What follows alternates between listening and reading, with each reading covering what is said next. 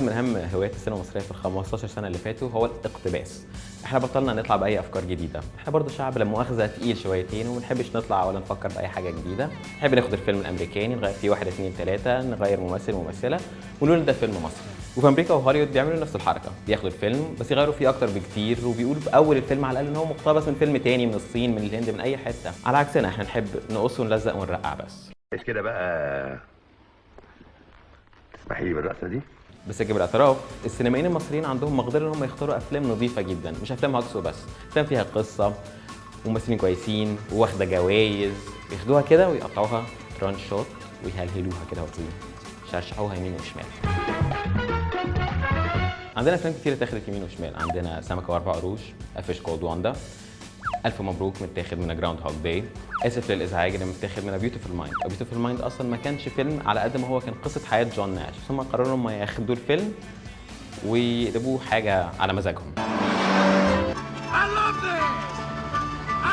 امير الظلام اللي متاخد من اسنت اوف وومن، يعني لو كان الباتشينو هيسوق عربيه حمراء اكيد عادل امام هيسوق طياره. فكر فيها يا راجل. ايه الحلاوه دي يا كابتن؟ حلاوة ايه ده اعمى؟ ده مين؟ سعيد اعمى.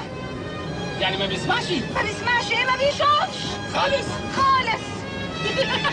وعندنا سليبنج وذ انمي اللي اتعمل في الاخر بقى خليج نعمه. في سليبنج وذ انمي للاسف هنحرق الفيلم، بس جوليا روبرتس بتقتل جوزها. في خليج نعمه غادة عادل بتجيب صاحبها يقتل جوزها. والله الله الله الله الله، فاضل الاقتباس ولا بلاش؟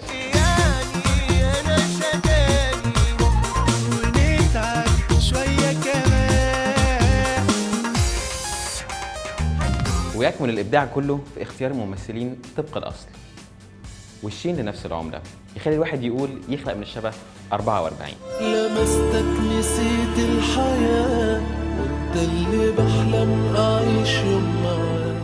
يعني مثلا اكيد شريف منير خلق الناطق توم كروز، واكيد اكيد اكيد احمد رزق وداستن هوفمان توأمين واتفصلوا لما اتولدوا، فاكيد رين مان هو التوربين. تعالى حبيبي لأبعد مكان ننسى اللي ضاع من ايدينا نعيش بس لينا خلاص اللي. والبني ادم يجب يتساءل، واحنا بنتساءل الراجل اللي عمل حبيبي نائما كان بيفكر في ايه؟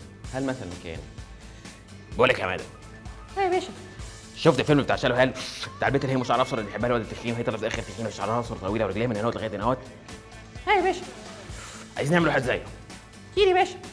بس الواد التخين هنجيب خالد ابو النجا، عرفنا قراص جرات ونجيب جرات وسيم جميل حلو كده اهوت. طبعا يا باشا. بس مين ممكن تجيب البيت مكانه؟ ها مين انت مين؟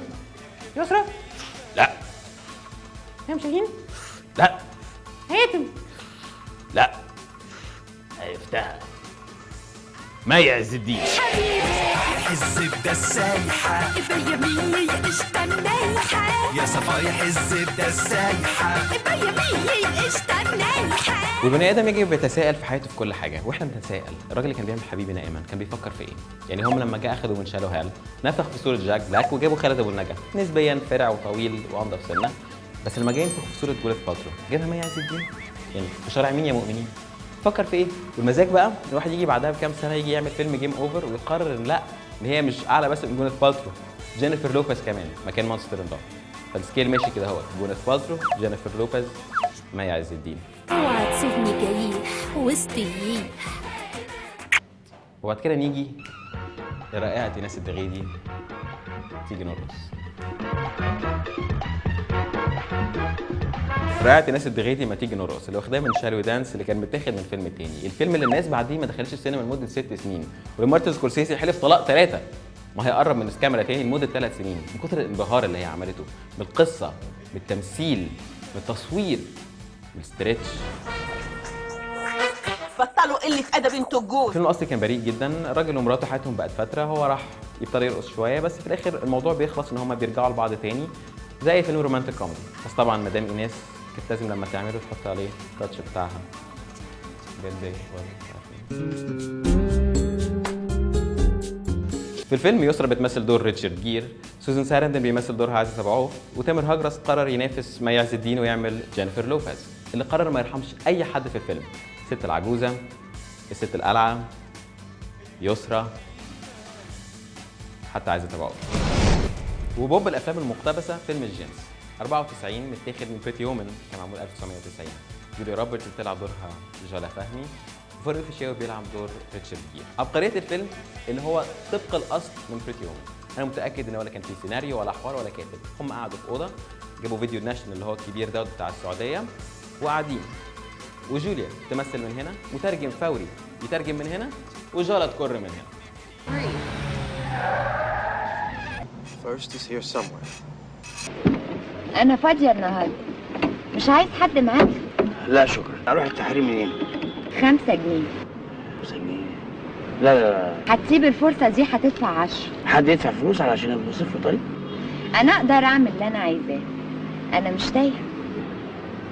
طبعا الليسته اطول من كده بكتير، ومخافيا كان اعظم، ومصر طول عمرها ولاده، بس احنا قلنا بلاش نكبكم، كفايه عليكم كده النهارده.